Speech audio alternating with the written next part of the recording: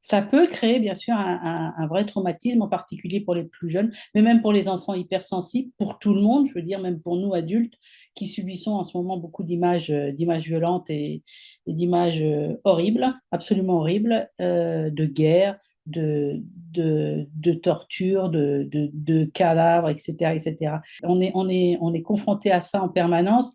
Alors, c'est vrai qu'une image pour nous ne va pas avoir forcément la même impact que pour les enfants, qui eux vont être confrontés directement à leurs peurs, à leurs angoisses, à leur anxiété, à leurs points d'interrogation, etc. En ne sachant pas mettre des mots, ils n'ont pas la maturité nécessaire au niveau du cortex, qu'on appelle le cortex préfrontal, pour évaluer et débriefer l'information qu'ils ont reçue. Pour les ados, ils ont parfois, je dis bien parfois, un peu plus de recul pour ne pas s'attarder sur ces images violentes et pour essayer d'aller en discuter avec un adulte autour de lui ou même avec ses copains et ses copines.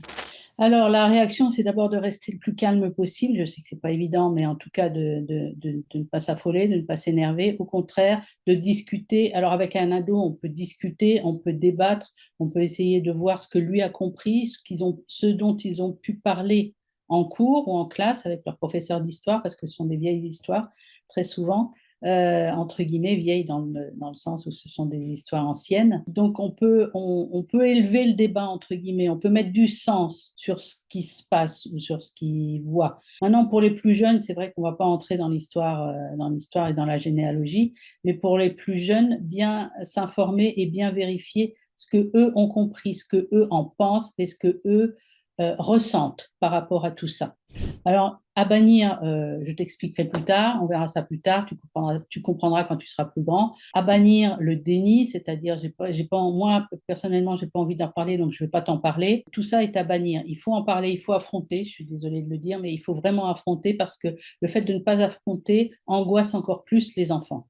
Alors, le conseil que je donne effectivement par rapport aux écrans, ne pas laisser les enfants seuls face aux écrans, aux informations en continu, faire attention en voiture aux informations qui sont à la radio. Il y a des petits magazines pour les enfants qui sont très bien faits et qui expliquent les choses avec des mots d'enfants qui sont adaptés à leur âge. Et c'est peut-être l'occasion, effectivement ou jamais, si on ne l'a pas déjà fait, de mettre des contrôles parentaux par rapport à tout ça.